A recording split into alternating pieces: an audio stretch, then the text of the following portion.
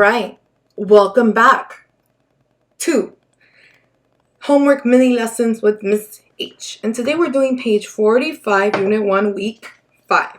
So, Wednesday and Thursday, you should have watched the video prior to this twice, right? So you could practice reading and you can practice thinking aloud and making those very important connections to the story, right? Text to self connections.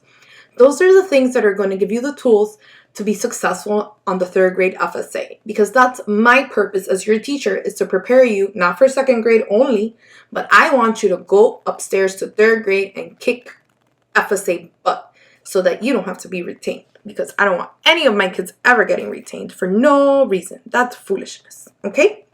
Now, if you watch these videos and you do your homework, then you won't have a problem, man. Just keep doing what you're doing best, right? Which is hard work. So we've already read the story. So today's part is we're going to dissect the questions and we're going to look for text evidence. So let's go. Reread the passage and answer the question. Sorry. What happened in 1916? So we're going to dissect the question now. What happened? Happened an event. So let's go back in the story. And let's look to see where we circled the first setting we saw. Ding, ding, ding. In 1916, two families started a new business. So now here I'm going to write 1 because that is how we provide evidence to support our answer, right? That's how we provide evidence to support our answer is number 1 here. So you're going to go back to page 45 and you're going to answer. Here we go. In 1916, two families started a business. So remember the procedure to this. First, we dissect the question. Then we go back in the story to look for any keywords that we dissected. So we were looking for an event in 1916. This type of genre is relatively easy to answer because they're giving us a number. So all we have to do is skim through the story and look for that number. And the answer is usually around that area, right? And we've labeled question number 1 next to our text evidence, because that's how we're supporting our evidence right now, right? This is an explicit question, right? Explicit means you identify concrete text evidence to answer it. Concrete means it's in the story, set in stone, it's dry. You don't have to pretend, you don't have to infer, you don't have to imagine what the answer could be, right? Implicit means you have to make an inference, draw a conclusion, or make a connection, right? So this is more like using your imagination to put everything together in your reading comprehension to answer a question. But these questions right now are explicit questions. So you have to go back in the story and put where you got your answer from.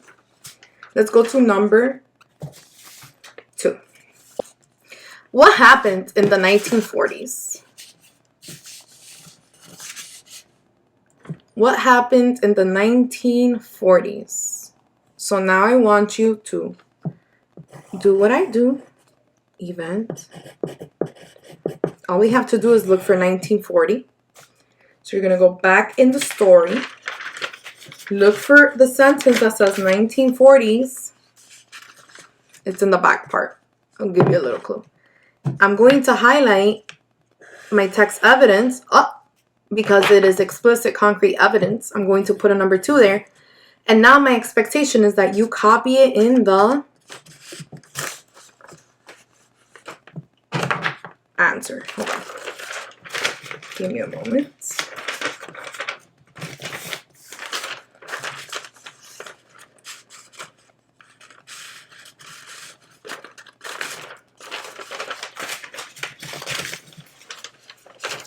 Ding, ding, ding, ding, here we go.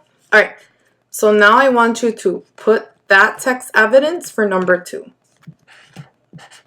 You have 1 minute.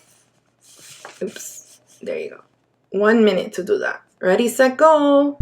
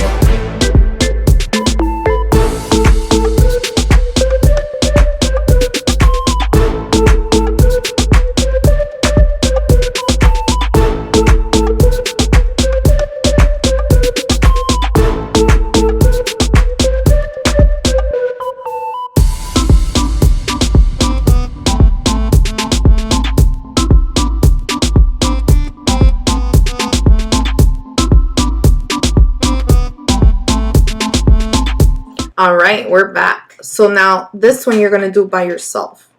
What happened in 2007? So go back on the back part of the story towards the end. Look for what happened in 2007 and write what happened in 2007. You have 1 minute to write what happened in 2007. Make sure you dissect the question. You highlight your answer. You label your answer in the text with number 3, and then you copy it, okay? 1 minute, 1 minute.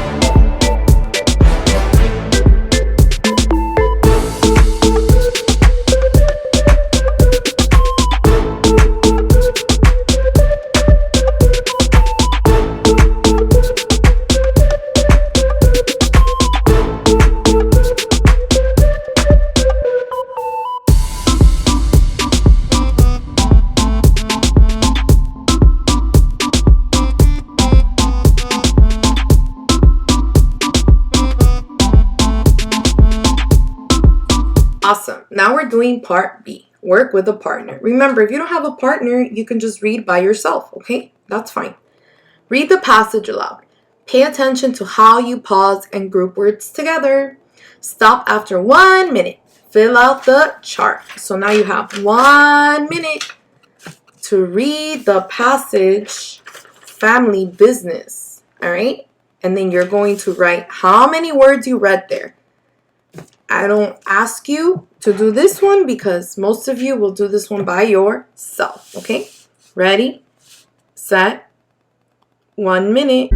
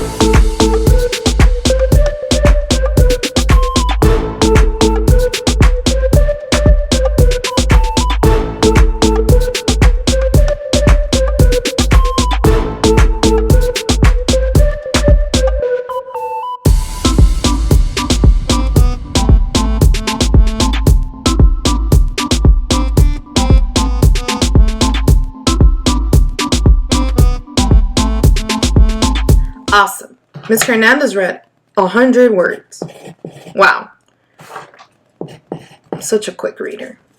Now you have 1 minute to read again. Can you beat your score? Ready, set, go.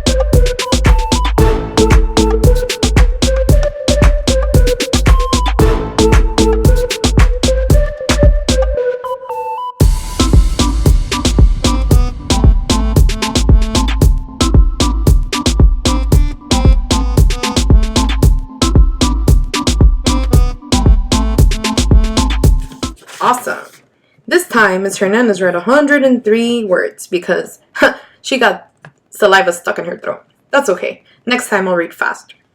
Don't forget to hit that notification bell to stay up to date with the latest homework videos. Every day I release the video of the homework that you're supposed to do. And today, what did we focus on? Dissecting the questions and using text evidence to answer our question. Until next time, bye!